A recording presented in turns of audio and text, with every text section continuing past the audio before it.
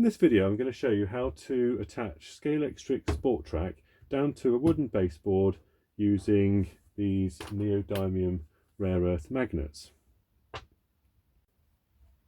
Now the reason for doing this is that I wanted a way of attaching the the track down securely but non-permanently. My track is portable, and I like to be able to lift the ends up and to reconfigure it, but also for the track to stay on the baseboard during storage and when I'm transporting it. So what I'm going to show you how to do is how to attach one of these little neodymium magnets onto the bottom of the Scalextric track, and how to glue down one of these little steel target plates down to the baseboard. So the things you'll need for this are, well, you need loads of these little steel striker plates. These are 1mm thick, 20mm by 20mm mild steel. You'll need some neodymium magnets. These are 10mm by 2mm magnets. Buy those pretty much anywhere, Amazon, eBay. You'll need you'll need one of these little 3D printed striker plate carriers. You could probably improvise something if you don't have a 3D printer.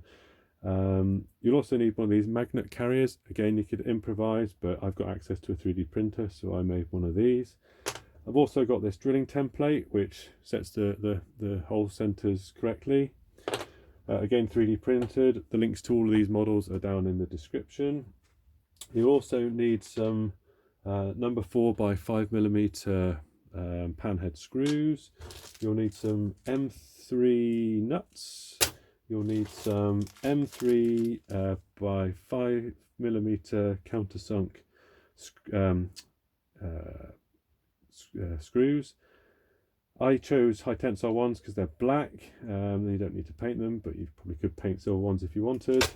You need some super glue. I'm using Loctite. I like Loctite because it comes in a nice reusable container. You'll also need a 2mm Allen key. I'm using one with a fancy end. You'll probably need a Sharpie. I'll tell you what to do with that in a minute. You'll need a drill with a 3mm bit, and you'll need some kind of screwdriver. I'm using an impact driver, which is massively over tooling it. You could use a hand driver, but this is what I've got. Of course, you'll need the track. Right, so the next thing I'm going to do is draw around the track to show exactly where the track's going to go. I've already done this. I used a blue Sharpie, and basically all I did was I just made sure the track was in exactly the place I wanted it, drew around it with the Sharpie, and then just marked where the track joins were, so I knew exactly where the start and the end of the track was. So you can see here, when I lift it up, I've got a really good, it shows me exactly where the track should go, so then I can lift the track off and then start work. Right, so I've cleared the track away. I've got a nice place to work.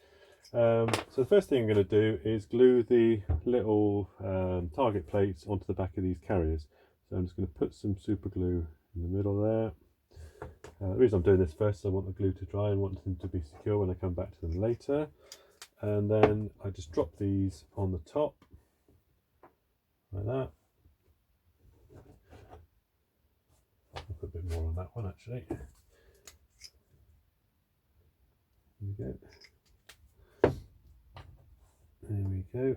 And probably could just let them dry like that, but what I'm going to do is I'm going to apply a little bit of force onto them using one of these G clamps, and I'm just going to clamp it up to make sure that it's got a nice, nice secure bond there.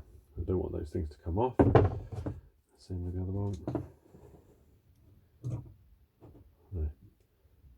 There we go. So let those dry.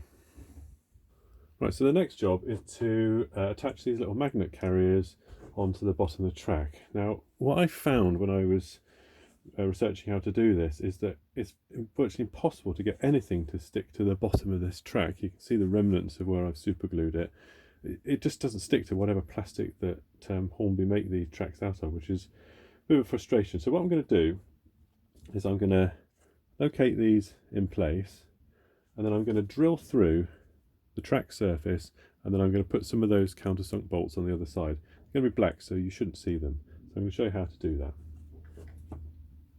Right, so I've put the piece of track on just a drill block, which is a piece of scrap 18mm ply that I've got, but any piece of wood will do. Slightly modified my drill template. I've cut the end off it to make sure that I can get really close into where I want to put the holes. Just line it up there. There we go, roughly in the middle. I'm going to have 2 magnets per piece of track, for the track of this piece of size anyway. I've got my drill, 3mm drill in my drill. Got my safety goggles on, so I'm now going to just drill through both holes, holding it tight.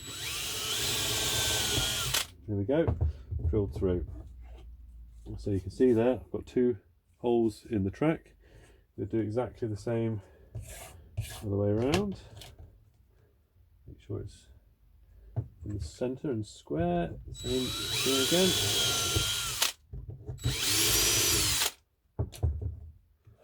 There we go. Pretty neat. Now what I'm going to do is I'm just going to countersunk those holes using a drill bit. Right, so here we are on my pillar drill. Probably don't need something as elaborate as this. You probably just do it by hand, but it's much quicker to do it with a pillar drill. I've set the pillar drill so that it stops there, so it gives a really nice countersunk. So right, I'll just start this up. Again, goggles on.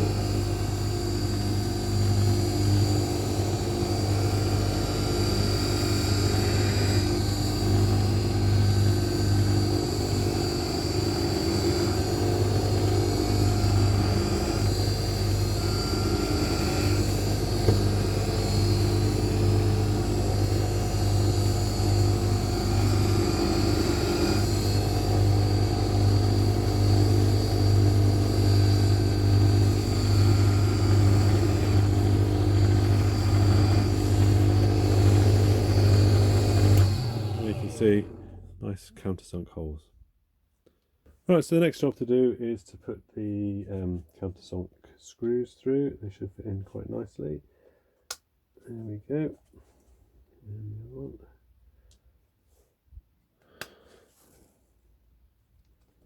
it's quite well.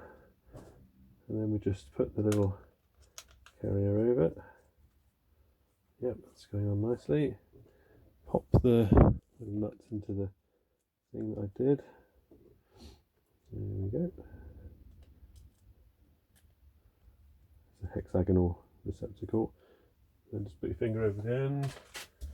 Take your Allen key and just drive them in until they're flush with the surface of the track. You have to push down a little bit to make sure they bite. Yeah, that one's biting. There we go, it's flush, and same with that one.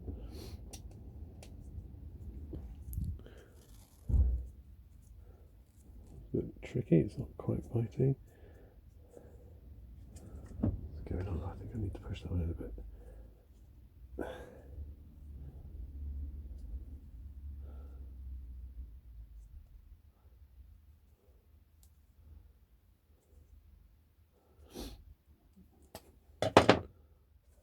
There you see it's pretty nice. That it's, you can hardly see it.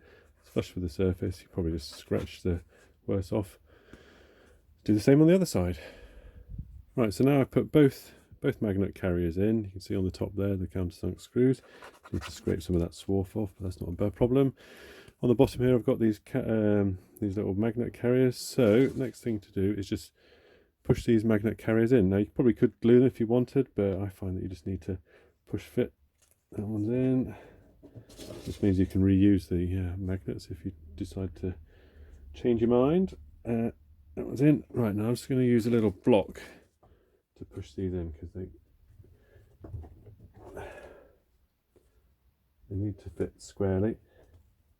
And this one.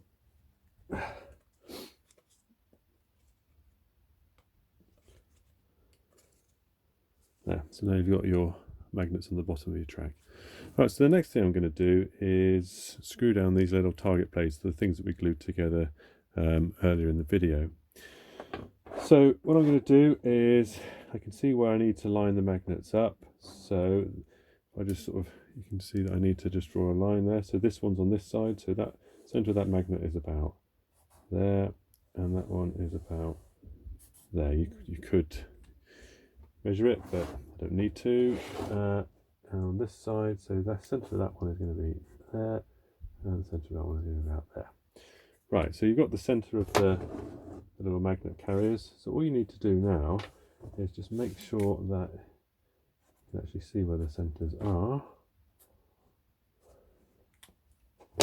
And then just take the little magnet carrier like that, that one like that. Pick up the little screws, these little number 4 screws, and just screw them down into the baseboard like this. I'm using a Phillips number 2 driver in my impact driver. There we go.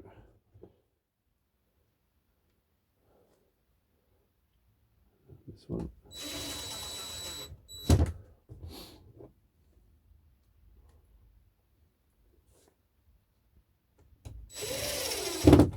Alright, so you can see there, nice and secure, that's not going anywhere.